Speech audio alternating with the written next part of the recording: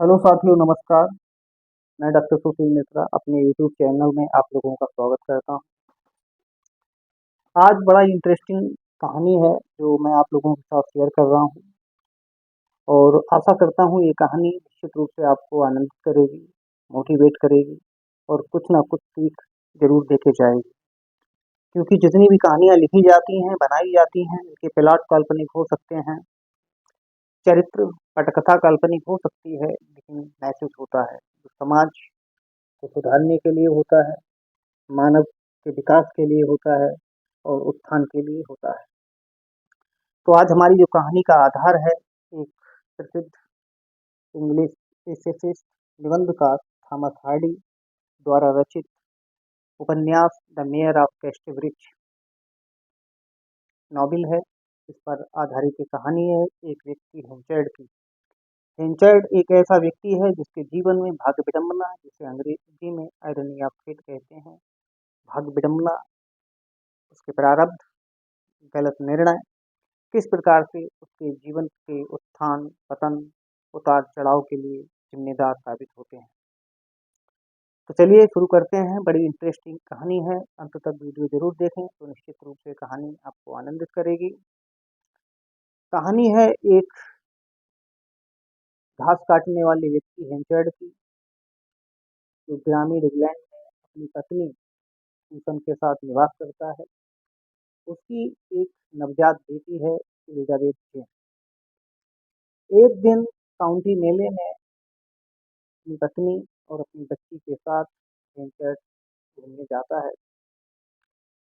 रास्ते में नशे की लत में और नशे की हालत में हेंचर्ड का अपनी पत्नी से किसी बात को लेकर झगड़ा हो जाता है और झगड़ा हो जाने पर हेंचर्ड जो है मेले में एक नीलामी में अपनी पत्नी को और अपनी बच्ची को सिर्फ 5 चाइनीज के लिए एक नाविक जिसका नाम न्यूसन होता है, उसके हाथों अपनी पत्नी और बच्ची को बेच देता है।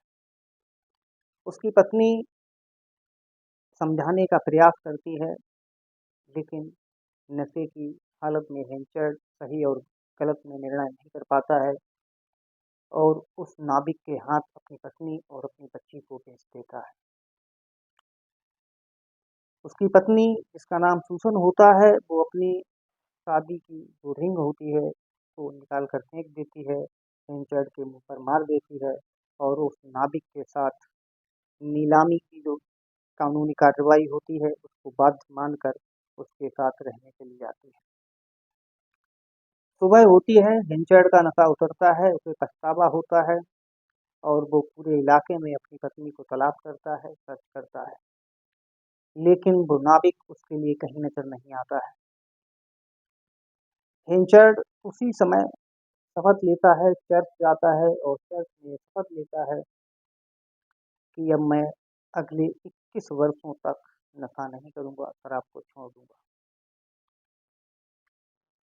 नाविक जो होता है वो सॉरी सूसन और उसकी जो नवजात बेटी होती है एलिजाबेथ जेन को लेकर चला जाता है। अब कहानी में नया ट्विस्ट आता है और यहाँ से खेल शुरू होता है भाग्य का। हेंचर जो गरीब घास काटने वाला होता है, वो अनाज का एक सफल व्यापारी बन जाता है और कैस्टेब्रिज शहर का अपनी सफलता के आधार पर कैस्टेब्रिज शहर का मेयर चुना जाता है। कैस्टेब्रिज का मेयर चुनने के बाद हेंचर जो है बहुत आत्मसंयमी और दयालुतापूर्ण कृत्य करने लगता है और शहर में एक दयालु आत्मसंयमी व्यक्ति के रूप में पहचान बनाता है। परिस्थितियां बदलती हैं, लंबा समय बीत जाता है। कहानी में एक बार फिर ट्विस्ट आता है कि जो नाविक होता है, जो अपनी जो सूसन और एलिजाबेथ जेन को नीलामी में खरीदता है, उसकी डेथ हो जाती है। जब नाविक की डेथ हो जाती है तो चूँकि 18 साल पहले की घटना होती है, जब वो सूसन को खरीदता है और उसके साथ जो नवजात बेटी होती है उसको खरीदता है, तो ज़ाहिर-सी बात है एलिजाबेथ जो है वो जवान हो जाती है और उसकी माँ सूसन जो है वो उस पर वृद्धावस्था और गरीबी के लक्षण उसके चेहरे पर दिखाई देने लगते हैं। सूसन आर्थिक तंगी के कारण एलिजाबेथ जेन को अपने पिता के बारे में सत्य तो नहीं बताती है कि जो कैस्टेब्रिज का मेयर है वो उसका फादर है, लेकिन वो ये इतना ज़रूर बताती है कि वो उसका क्लोज़ का रिलेटिव है और हम कैस्टेब्रिज चलते हैं और निश्चित रूप से वहाँ पर हमें हेमचर्च से कुछ मदद ज़रूर मिलेगी। सूसन जो है वो अपनी बेटी एलिजाबेथ जेन के साथ हेमचर्च जाती है, कैस्टेब्रिज जाती है और हेमचर्च अपनी पत्नी को पाकर बड़ा खुश होता है और वो अपनी पत्नी से बात करता है कि हमारी पूर्व की ज़िंदगी के बारे में हमारी बेटी एलिजाबेथ जेन को कुछ ना पता चले। हम दोबारा से इसके सामने नाटक करेंगे और प्रेम प्रसंग रचाएँगे और शादी करेंगे। तो इस तरीके से एक म्यूचुअल अंडरस्टैंडिंग स्थापित हो जाती है और दोनों पति-पत्नी पुनः मिल जाते हैं। फिर क्या होता है, यहाँ पर कहानी में ट्विस्ट आता है, जब आता है, जब जो सूसन होती है, वो बीमार हो जाती है और बीमार होने के कारण वो एक पत्र वसीयत लिखती है। एक पत्र होता है वसीयत टाइप का, जिसमें वो एक सीक्रेट होता है कि जो एलिज़ाबेथ जेन है, ये हेंचर्ड की पुत्री नहीं है, ये न्यूसन जो नाविक मर गया था, उसकी पुत्री है। और जब एलिज़ाबेथ जेन की शादी होगी जो हेंचर्ड का मैनेजर है, व्यापार जो सँभालता है फारफ्रे, फारफ्रे के साथ जब एलिज़ाबेथ जेन की शादी होगी, हेंचर्ड जो है इस पत्र को उसी समय खोलेगा। बाई चांस भाग्य विडंबना और प्रकृति को जो मंजूर होता है, जो घटित होने को होता है, वो होकर रहता है। बाई चांस वो पत्र इस तरीके से खुल जाता है कि हेमचंद जो है अपनी पत्नी की लिखी हुई बात को पढ़ लेता है कि जो एलिजाबेथ जेन लड़की है, वो हेमचंद की लड़की नहीं है। ये एलिजाबेथ जेन सेकेंड है इसका नाम। और जो एलिजाबेथ जेन जो हेमचंद की पुत्री थी, वो नवजात अवस्था में ही कुछ समय बाद उसकी डेथ हो गई थी। ये एलिजाबेथ जेन जो है ये न्यूटन की बेटी है। विडंबना भाग्य विडंबना यहाँ से भी खेल खेलती है। बीमारी के बाद कुछ समय बाद हेमचंद की पत्नी न्यूटन की डेथ हो जाती है। अब हेमचंद का जो प्रेम होता है अपनी पुत्री के प्रति वो कम हो जाता है। हेमचंद जो है वो अपनी बेटी से जो पहले प्यार करता था वो प्यार अब नहीं दर्शाता है और उसके प्रति बेरुखा व्यवहार दर्शाने लगता है। इधर क्या होता है, हिंचड़ को अपने व्यापार में घाटा होता चला जाता है। वहीं उसका जो मैनेजर होता है, उसका एक प्रकार का कंपटीटर भी होता है और फारफ्रे उसके व्यापार में वृद्धि होती जाती है और जो हिंचड़ की पुत्री है एलिजाबेथ जेन, वो फारफ्रे के नज़दीक आती जाती है, अर्थात उसके अफेयर जो है वो फारफ्रे के साथ हो जाता है। जब हिंचड़ को ये बात पता चलती है तो निश्चित रूप से वो फारफ्रे से अपना गुस्सा प्रकट करता है कि फारफ्रे आप जो कर रहे हैं वो ठीक नहीं है, मेरी बेटी से दूरियां बनाकर रखें। इस तरीके से इन दोनों के बीच जो संबंध होते हैं वो पहले जैसे संबंध नहीं रहते हैं, लेकिन कहानी अब में एक नया टर्न आता है, एंट्री होती है एक नए पात्र की और एक ऐसा पात्र जो हेंचर्ड फारफे एलिजाबेथ जेन सबकी दुनिया बदलने वाला है।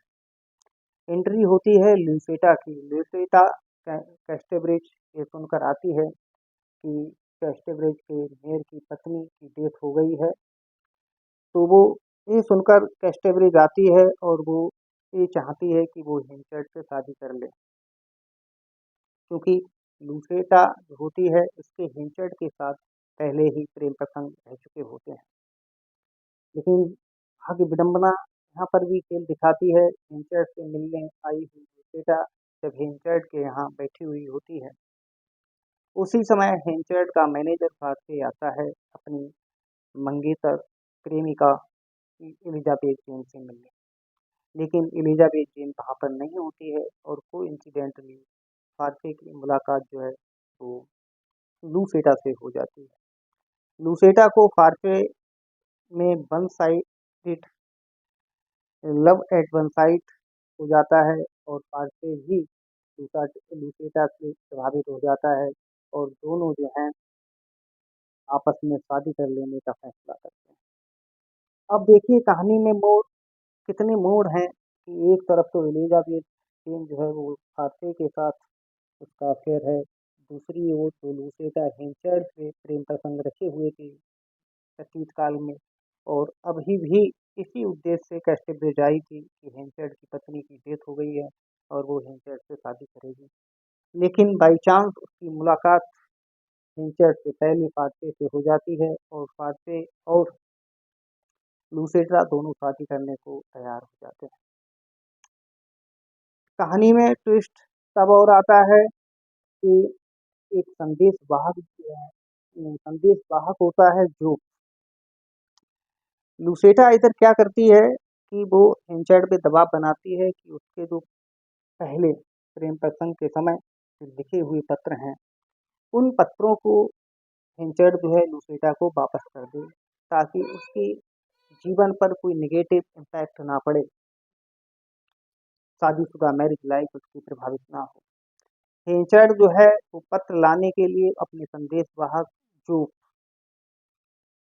को कहता है, जोक जो है वो पत्र ला रहा होता है तो एक सराय इन होती है, वहाँ पर कुछ किसान जो होते हैं वो बैठे हुए होते हैं, वो दबाव बनाते हैं जो पर कि इन पत्रों को पढ़ा जाए सार्वजनिक तौर पर। तो जो पत्र होते हैं उनको सार्वजनिक तौर पर पढ़ा जाता है और जब किसानों को पता चलता है कि हेंचर्ड और लूसेटा के एक नाजायज प्रेम संबंधों से संबंधित ये पत्र हैं, तो वो एक स्कीमिक राइड होती है, वहाँ पर लूसेटा और हेंचर्ड के पुतला बनाकर उनका उपहास करते हैं, एक प्रकार का क्रूर प्रदर्शन करते हैं क्योंकि ये कहानी एक मेयर की होती है। लूसेटा को जब ये बात पता चलती है तो लूसेटा क्योंकि फारसे से शादी कर चुकी होती है तो प्रेग्नेंट होती है। लूसेटा ये अपनी बदनामी का सदमा बर्दाश्त नहीं कर पाती है और उसका मिसकैरेज होता है और उसकी कुछ समय बाद डेथ हो जाती है। जब लूसेटा की डेथ हो जाती है और हेंचर्ड की जो सामाजिक पद प्रतिष्ठा है वो धूमिल हो जाती है, तो हेंचर्ड हेंचर्ड जो है कैस्टेब्रिज के मेयर के पद से हटा दिया जाता है और कैस्टेब्रिज का नया मेयर चुना जाता है फारसे को। इसी बीच एक कहानी में और टर्न आता है तो एक आता है कि जो अभी तक समझा जा रहा था कि एलिजाबेथ जेन का जो रियल फादर है न्यूटन, उसकी एक समुद्री यात्रा में डेथ हो गई थी, लेकिन वो जीवित निकलता है और वो अपनी पुत्री की तलाश में हेंचर्ड के पास कैस्टेब्रिज आता है। लेकिन हेंचर्ड जो है वो न्यूसन से झूठ बोल देता है, वो कहता है कि एलिजाबेथ जेन की मृत्यु हो चुकी है, इसलिए आप लौट जाओ। हिंचड़ के झूठ बोलने पर न्यूटन जो है वहाँ से चला जाता है। इसी बीच फारफ्रे और एलिजाबेथ जेन के बीच नज़दीकियाँ बढ़ती हैं और दोनों जो है शादी करने का प्लान बनाने लगते हैं। हिंचर्ड की बिजनेस बर्बाद हो जाती है, तबाह हो जाता है हिंचर्ड और तंगी तंगी के लिए मोहताज हो जाता है। वहीं दूसरी ओर फारसे होता है, वो कैस्टेब्रिज का मेयर भी बन जाता है और उसका आर्थिक संपन्नता जो है वो कई गुनी हो जाती है। और भाग्य विडंबना का खेल देखिए कि जिस फारसे को हिंचर्ड प्रभावित होकर अपने यहाँ नौकरी पर रखता है, वही फारसे हिंचर्ड को नौकरी पर रखने के लिए आमंत्रित करता है उसकी आर्थिक तंगी को देखकर, यानी कि उसके लिए नौकरी ऑफर करता है। इसी बीच न्यूसन जो होता है वो एक बार पुनः विजिट करता है कैस्टेब्रिज को और उसे पता चल जाता है किसी तरीके से कि उसकी पुत्री एलिजाबेथ जेन जो है उसकी डेथ नहीं हुई है, वो अभी जीवित है। न्यूसन, एलिजाबेथ जेन और फार्चून तीनों मिलकर फार्चरे और एलिजाबेथ जेन की शादी करने का प्लान बनाते हैं। हेंचर जो है वो काफ़ी आइसोलेट हो जाता है, अवसाद की स्थिति में खुद को पाता है और पुनः अपने संकल्प, अपने व्रत को तोड़ देता है और पुनः शराब पीना शुरू कर देता है। न्यूसन फार्फरे मिलकर एलिजाबेथ जेन के साथ शादी करने की बात करते हैं। हेंचर जो है इन लोगों से मिलने आता है अपनी बेटी एलिजाबेथ जेन से और फार्फरे से मिलने आता है कि वो उसकी माफ़ कर दे, लेकिन ये लोग जो हैं हेंचर की तरफ बहुत बेरुखा व्यवहार करते हैं। फिर हेंचर जो है अपने आप में अपना अपमान समझकर वहाँ से चला जाता है और कह देता है कि अब मैं कभी लौट कर नहीं आऊँगा। हेंचर जो है बहुत दूर निकल जाता है। इसी बीच न्यूटन जो है वो अपनी बेटी की शादी एलिजाबेथ की शादी फारफ्रे से कर देता है। फारफ्रे एलिजाबेथ के साथ शादी कर लेता है और इसी बीच क्या होता है एलिजाबेथ और फारफ्रे को आत्मग्लानि होती है कि उन्होंने हेंचर के साथ सही व्यवहार नहीं किया है। एलिजाबेथ और फारफ्रे जो हैं वो हेंचर को तलाशने निकलते हैं लेकिन तब तक बहुत देर हो चुकी है। हेंचर बहुत दूर जा चुका होता है और एक ग्रामीण इलाके में जाकर हेंचर की डेथ हो जाती है। जब फारफ्रे और एलिजाबेथ जेन हेंचर को तलाशने पहुंचते हैं तो हेंचर की डेथ हो चुकी होती है। हेंचर के पास एक वसीयत होती है और उस वसीयत में लिखा होता है कि मुझे भुला दिया जाए। तो कहानी का अंत बड़ा पेसिमिस्ट है, ऑप्टिमिस्ट है, निराशावादी है, लेकिन कहानी में बहुत सारे मैसेज छोड़कर जाती है।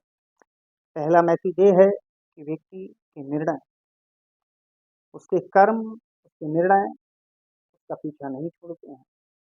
दूसरा, जीवन में भाग्य विडंबना का बड़ा रोल होता है, जो हमारे प्रारब्ध होते हैं और जो भाग्य होते हैं, जो प्रकृति को जो लिखा होता है वो होकर ही रहता है। तो साथियों, आज ये कहानी मैंने आप लोगों के साथ शेयर की है और आशा करता हूँ निश्चित रूप से ये कहानी आपको आनंदित करेगी, महसूस करेगी। कहानी अच्छी लगी हो तो हमारे चैनल को इसी तरीके की कहानियाँ और एजुकेशनल, मनोविज्ञान, साइकोलॉजी, दर्शन शास्त्र इत्यादि विषयों से अपडेट रहने के लिए हमारे दर्शन को सब्सक्राइब करिए। Thank you.